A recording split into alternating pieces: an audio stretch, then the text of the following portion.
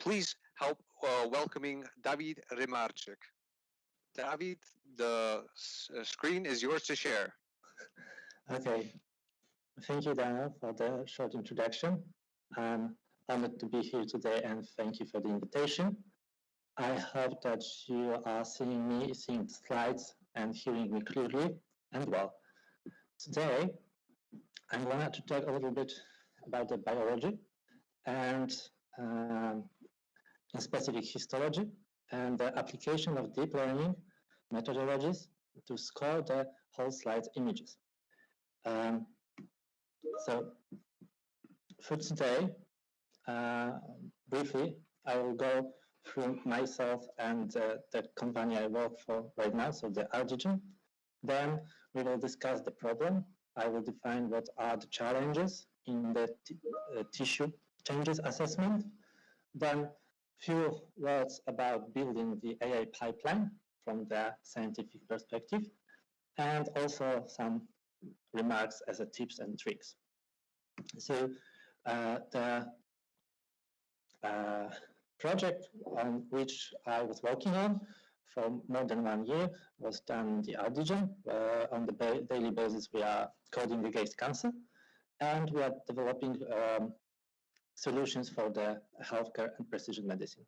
I've done it within my team, where they contributed very well to this project, and the success of it is also there. So regarding my person, I work as a data scientist and computer vision specialist. And as already Daniel said, I graduated ICT. I'm also a bronze Cracow medalist, and I obtained a certification in statistical learning by the Stanford University.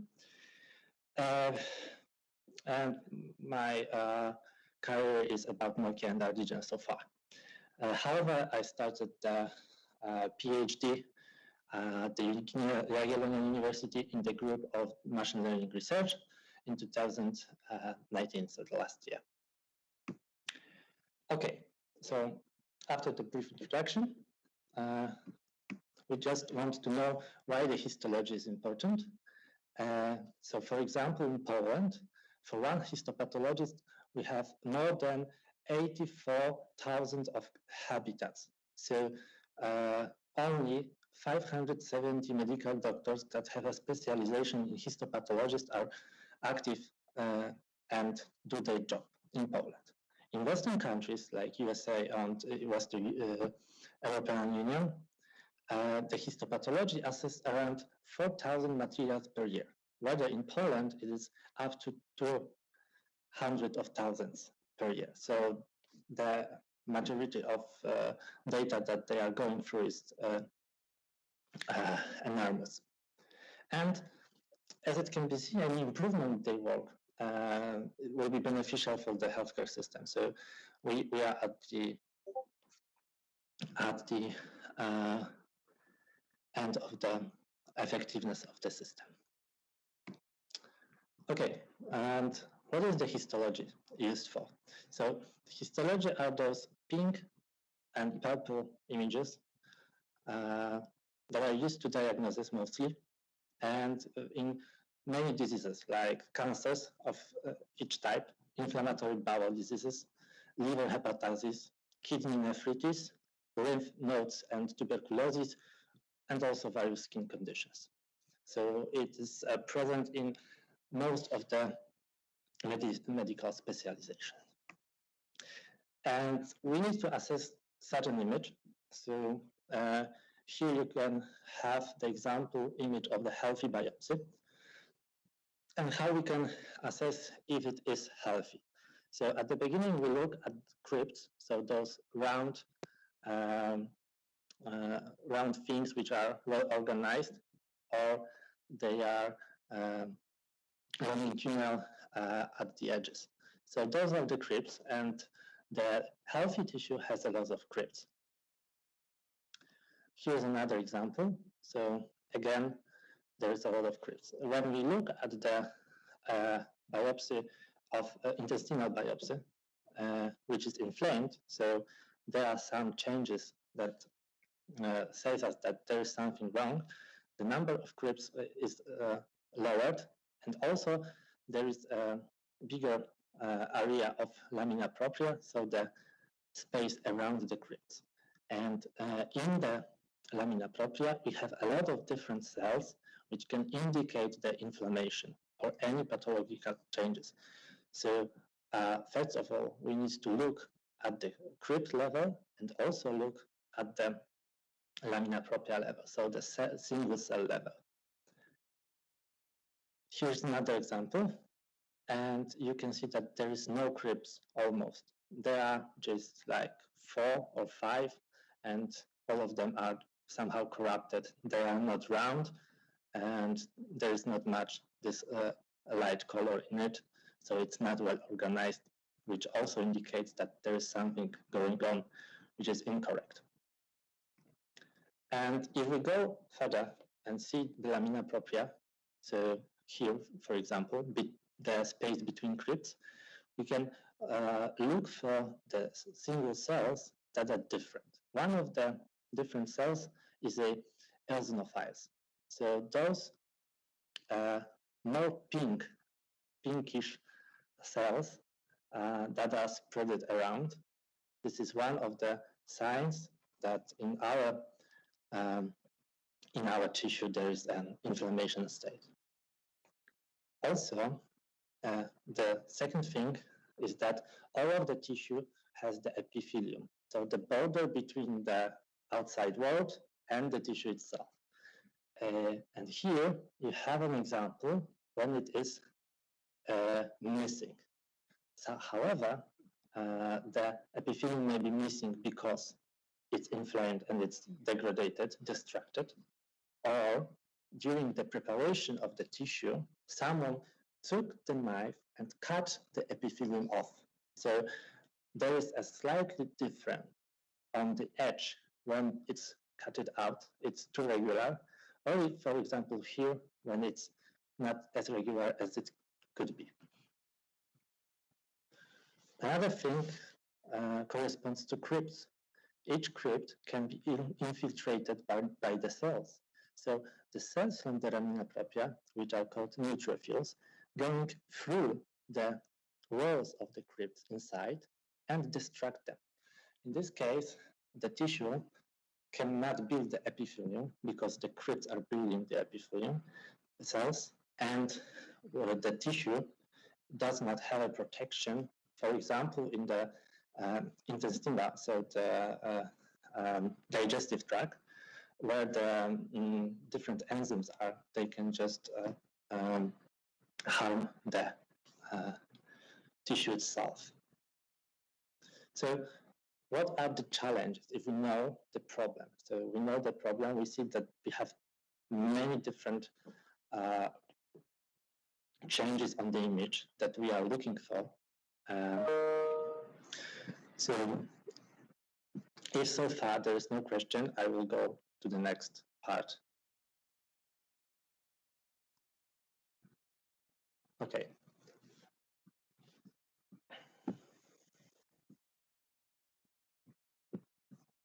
So what are the challenges in the assessing the tissue changes? So first of all, the images. We need to look at the cell level. So they are huge. So the mean value of the height and width of the image is 9,000 pixels. However, the variation is big. So we can have an image that has 1,000 pixels, or we can have an image that has more than 100,000 of pixels in just height or width.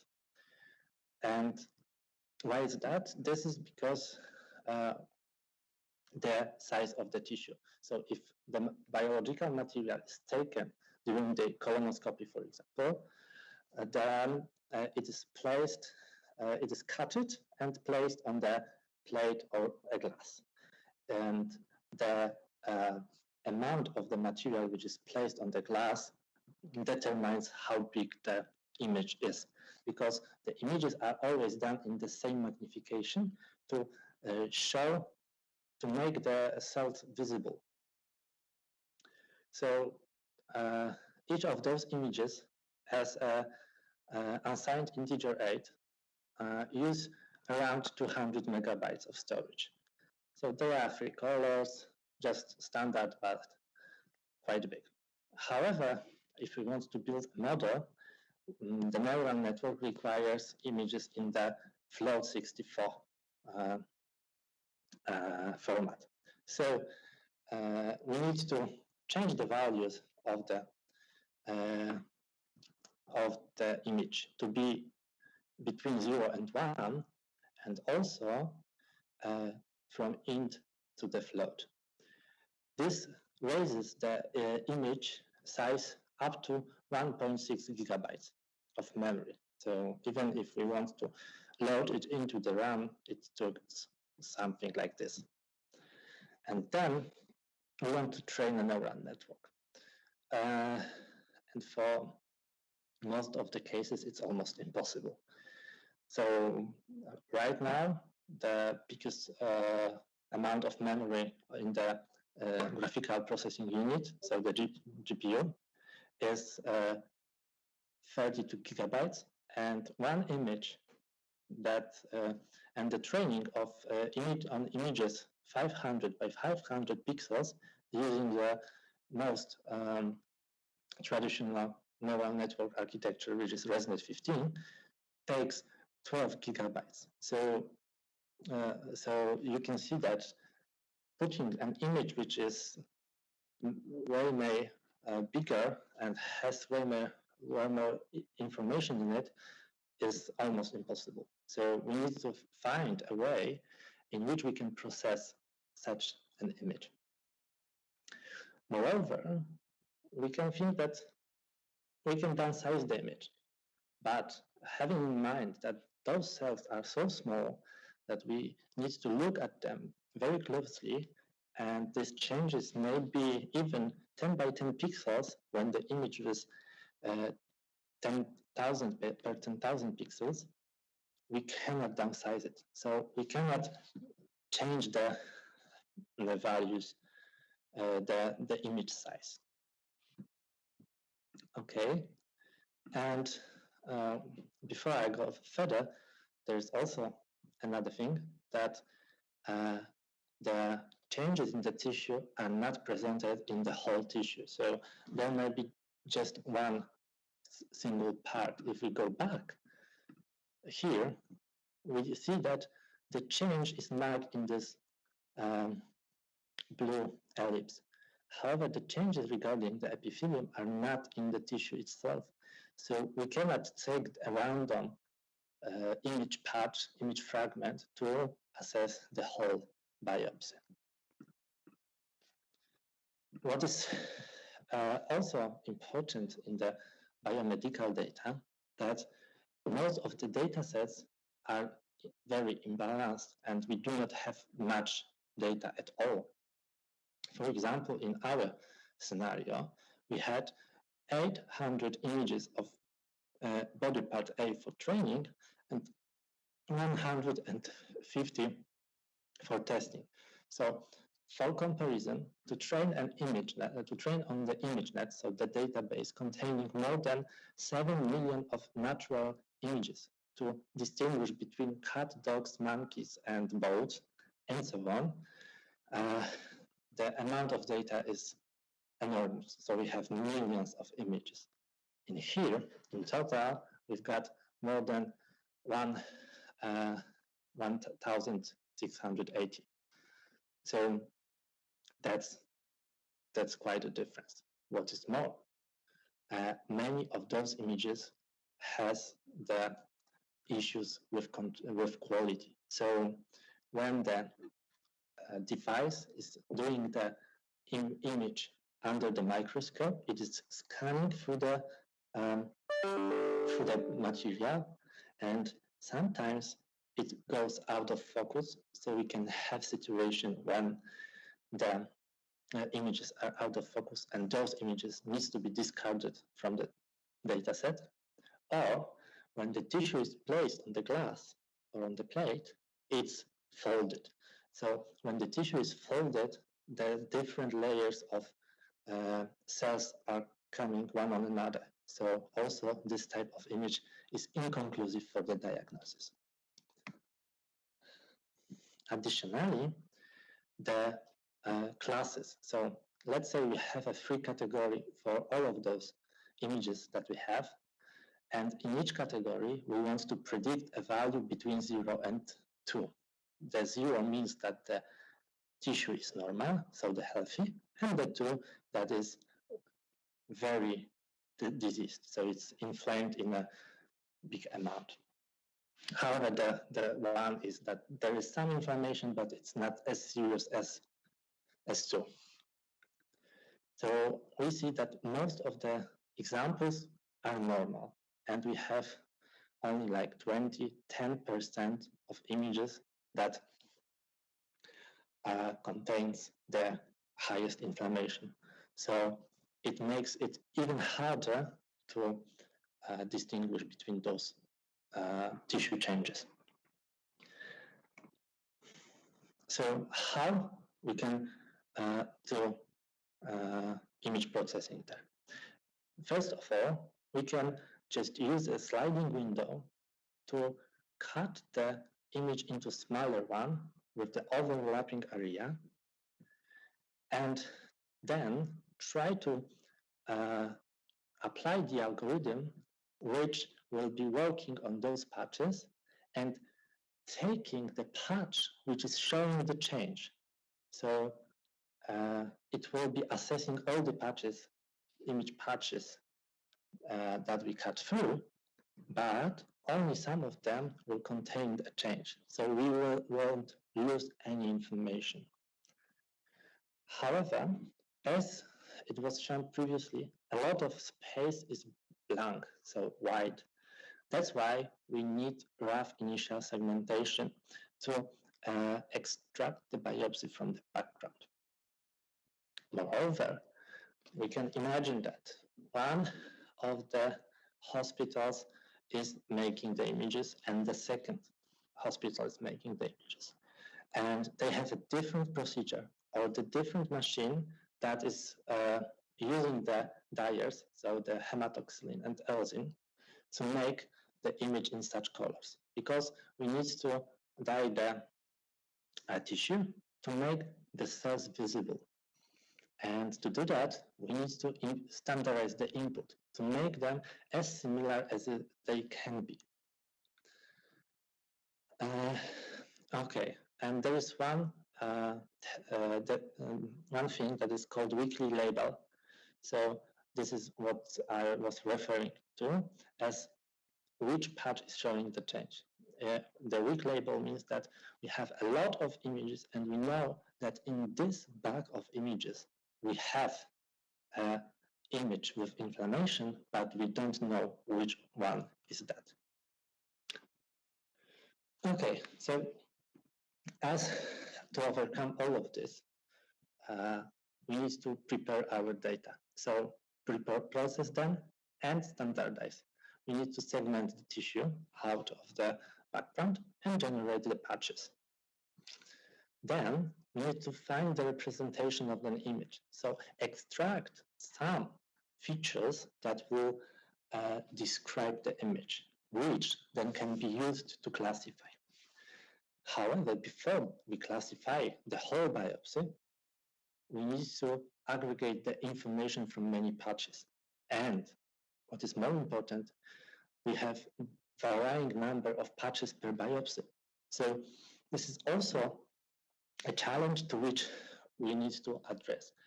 How we can conclude that our biopsy is inflamed using 10 patches from one biopsy and also 1,000 patches from another one. So we are building the AI pipeline. And so at the beginning, we have the biopsy, which has an assigned score. So some histopathologist before has assigned a score, so assessed it manually. Then we generate a mask. This is a very simple generation of the separation between background and foreground. So we can use the Otsu algorithm to do it. Basically, it is just calculating the histogram of pixel intensities and finding a threshold which separates two distributions of background pixels and the foreground pixels ideally. Then we can use the sliding window mechanism to cut out the patches. When we have the patches, we want to standardize them.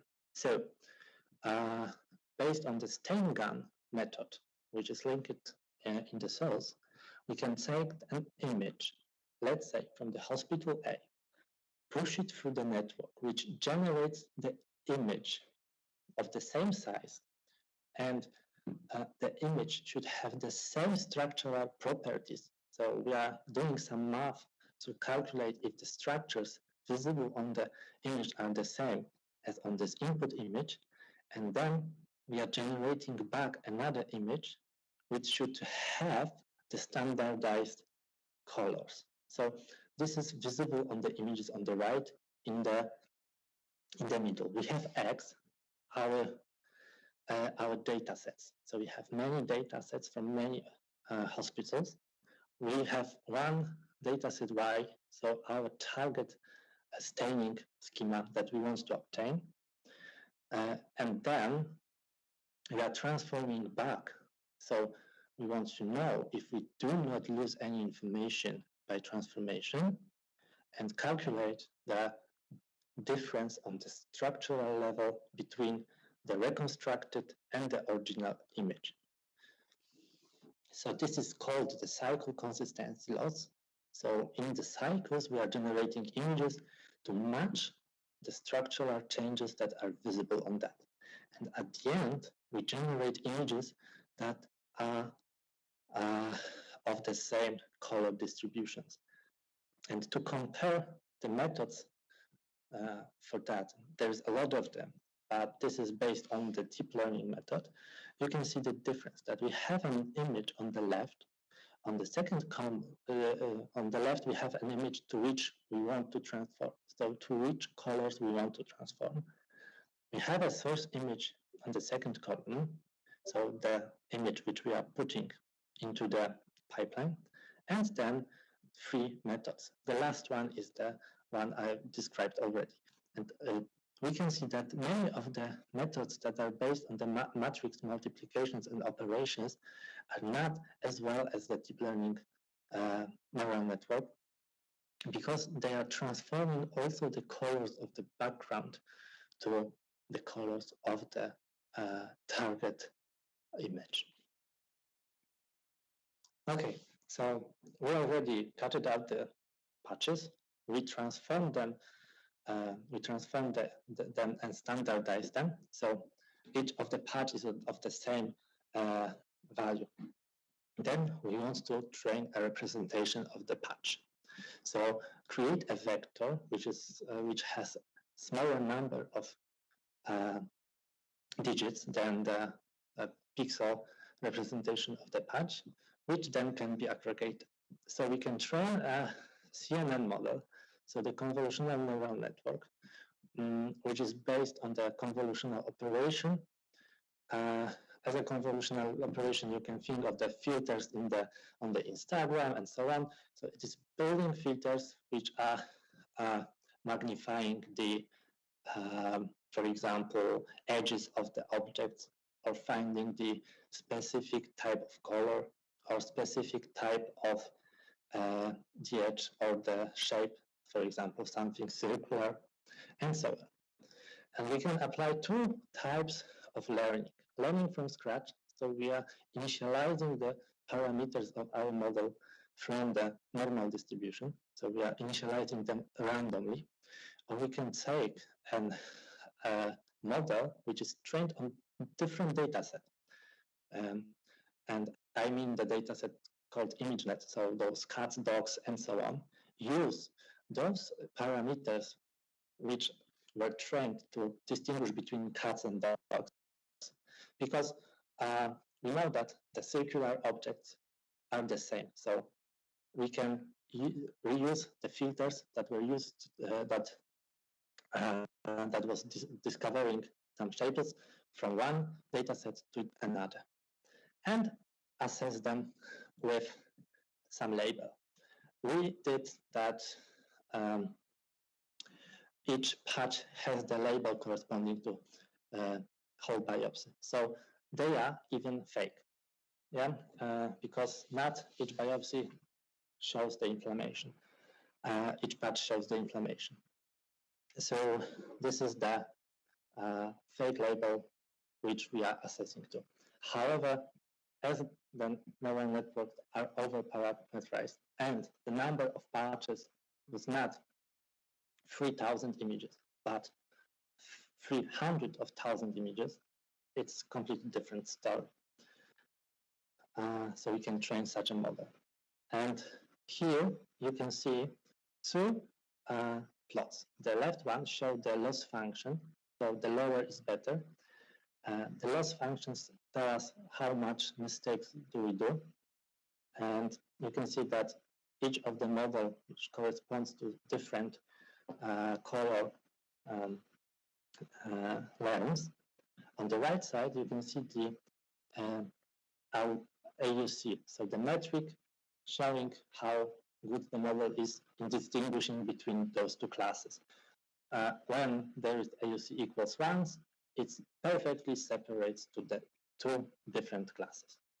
And green and gray plots are the transfer learning, whether the different one are the training from scratch. Also, we checked three different ResNet models, and the difference between is the number at the end, so the depth of the model. So the higher number around the name, the more parameter it has. So in the results, we see that for this problem, the smaller number of parameters, the shallower network is better for the classification. And why is that? Our intuition is that the most important things are the colors and simple shapes. So we are not learning any sophisticated patterns like heads, eyes, eyebrows, and so on. But we are only learning the cells shapes. Okay, and when we generate the representation of single patch, so each dot corresponds to a single patch representation, we can train another neural network which is determining weights of the representation. So at the end, we can calculate the weighted average of the representation of the images to have one vector corresponding to the biopsy and just classify it. So in other words, we can use another model to assign, to say how important to the final score is a specific image patch. So we are assigning them weights. And going back through those weights, then we can show in which part of the image we have an inflammation. Okay, so how to conduct such an experiment? We need to train our data set into training and testing sets. We use default cross-validation to find the best parameters of the models. To manage the huge images, we used OpenSlide library. And at the end, we were training everything on 2 Tesla P40 with 24 gigabytes of RAM. And obtained a result. So on the left, you can see the confusion matrix. So it is showing how many of the true zeros were predicted as zeros. So 94% of the healthy biopsies were predicted as healthy. And as you can see, we are not reporting the single value of the as the metric of the success, because the single value is not taking into consideration the spread of the values regarding the unbalance of the data. So we have the smallest number of data with assigned number 2. So as a result, the 0.94 can just shadow the values that are on D1 and 2 because there is a lot of them. So, and this H1, H2, H3 are the human evaluators. So those are the medical doctors. And as you can see, many of them performs similarly to the algorithm which we have developed, or even worse. In case, for example, the score 2. I'm showing only the 2 scores because the first of them is regarding the structural changes, so those from the crypt, visible on the level of the crypts, and the second one on the cell level. And what is very important for AI systems right now, which can then be registered as the medical device or registered or used in the production, is the interpretability. So current law and requirements are that the models should explain why they are doing this type of prediction. On the right, you can see the attention map. So the map of the importance of a given patch regarding the classification. And as you can see that the parts that are yellow or green were important to classify the biopsy as not normal. On the left side, you can see the image with the outlaid heat map, which is the patch with the highest score on the right, showing which type of cells, so which regions of the image gives the most importance to the prediction. So it is highlighting what was important for the prediction. And you can see that the red parts or the orange one are showing the eosinophils. So to sum up, we achieved the results that are on par with the trained medical doctor. We managed to deal with the super resolution images with small features on them. We addressed the data quality by standardizing and removing some images from the data set. Moreover, I'm not talking today about this, but we incorporate the web system with this algorithm, and we use the interpretability to test the model thinking and to work with the medical doctors. And just the last slide. So how to work with such of data, how to work with such of things. So from my perspective, you should always write a test and unit test for that, even if you are training a model. And one of the most important tests that I written was the test that was taking an image at the input of the model and returning the value after pushing it through the model with random weights. And this silly test that was just checking if the model is calculating and doesn't explode anywhere, caught the most number of issues during the training. Also, we need to understand the domain in which we are working. So that's why we need to know how the histology is working, to know that we cannot downsize the images, for example. Also, Dockerizing and following clean code practices is very important. Many times you are just passing some part of the work to the other people. And also, if you are using something sophisticated like specific loss function for the unbalanced data, it can be also used in a completely different project or place. Moreover, the discussion is very important here, and design thinking. Also, the literature review needs to be done. During this project, we did not develop this one model, but overall it was like 4 or 5 different types of models, not only the neural networks and deep learning ones, but mostly them. And we needed to look into the literature to get the insights and the experience from the other people. Okay, there was a freeze. So should I go back somewhere? I think it was only just a couple of seconds. So maybe you could review the last 2 points again. Okay, last 2 or 3 points. So maybe I will go back to the categorization of the solutions and the training procedures. There is a DevOps, so you know who is a DevOps, but also right now there is a need for the MLOps. So this is something which to the DevOps thinks for machine learning engineers and data scientists.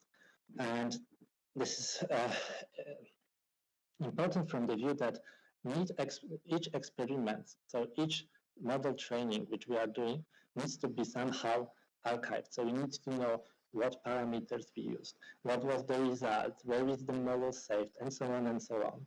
So we need to manage the models somehow. Also, we need to manage the data sets. It can change through the process of the development. So there are a lot of technologies like MLflow, DVC, Allegro trains, and so on that Kubernetes, Kubeflow, and the cloud solutions, and so on. So there is a lot of them, which is not directly applicable in other software domains that are used. So this is also the specialization that is going from the production machine learning pipelines. Also, the discussion between people in the projects and around of them is very important because everyone has a different knowledge and you can come up with an idea that is very original and fits well for the problem which you are working on, and also the literature review. So this is something, sometimes it may be boring, but you need to go through many publications from recent years, and you need to know how to filter them out. So just check the best publications from the best conferences and best journals to know how to address such type of issues and to build something upon the experience of the other peoples, of the community. And that's all from the side of the presentation. Now it's time for the questions. If someone wants to ask me a question after that, you can contact me through the email or the LinkedIn. I will most probably in some times answer the questions there. And also you can ask the questions right now on Discord or any different way. Okay, thank you. Thank you very much for that very interesting presentation. I know myself, being a machine learning also engineer, I deal a lot with that kind of stuff. Maybe I would have one question for you. I have heard of various universities. I think one university in America who has been working on breast cancer detection, and issue that they usually had was the resolution of the images was so large, which was usually 1,000 by 1,000, or I don't know, maybe even larger. That caused a lot of, well, I don't know, maybe not exactly problems, but the model training took almost 2 weeks to do, or maybe even longer. And so my question is, do you face similar problems in resolutions of images, and how long does your training usually take? Yes, so maybe I will go back to the pipeline solution that we did. So first of all, we generate patches. So this is one part. The online, so in the real life, real time, cutting out the patches can be very slow due to the disk, due to the storage, due to the CPU, and so on. So we divided the parts of the training into separate ones. And that's the first thing. So to generate the patches from all the images, it took like around 2 weeks. Then to train an image representation network, so this ResNet, it takes like 4 to 6 days around, something like that. And to train the last model, it took 1 day. So if you have split this into separate parts, and right now you know that you have a good model for the representation, then you can just focus on the aggregation and the classification. So you are working on that. And as I may know, you were referring to the NYU because they are working on the breast cancer, but Yes, we are exactly. working on the mammography images. So it's a little bit different type of an image, which is black and white.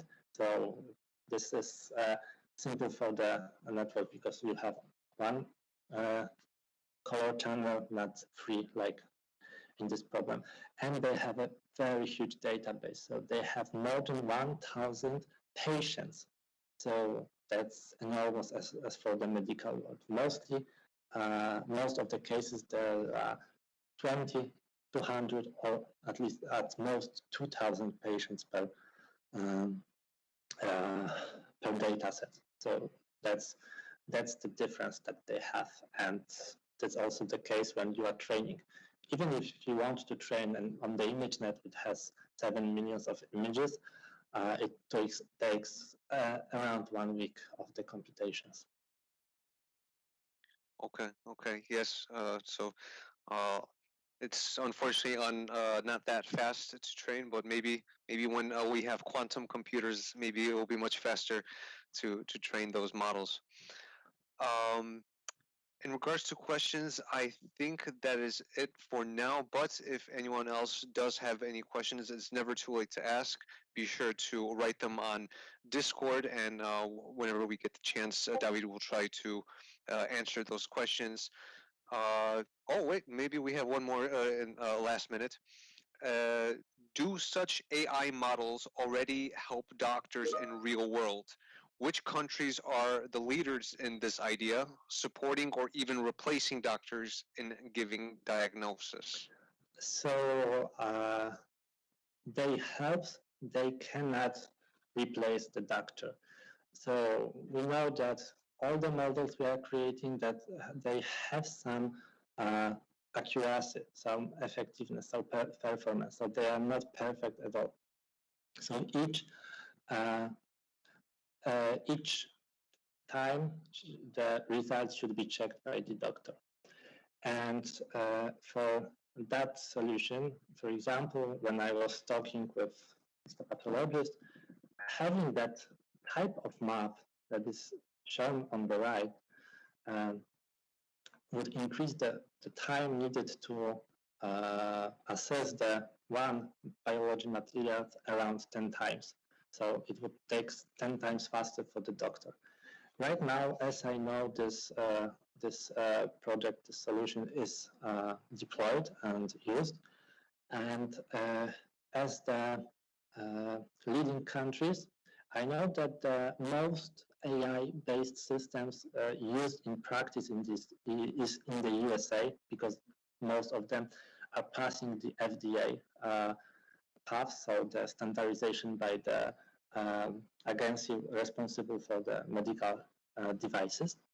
But in Europe, the UK has the system that is doing the interview with the patient. So no longer the nurse is doing it or the doctor, but at the first stage it is doing the bot. Or in the Sweden, as I remember, they digitalized all the material that has histology material, and they are building own pipelines to help the doctors. So they are used. I even know that in Cracow, most probably, the university hospital is using the system for the radiology, which contains some AI algorithms integrated within it. Okay, great. Thank you. Thank you for that, your response. Thank you for the questions. And that's it for now. If anyone else has any more questions, like I said, be sure to put them in the Discord, and David will try to answer them whenever he can. So once again, David, thank you for joining us today.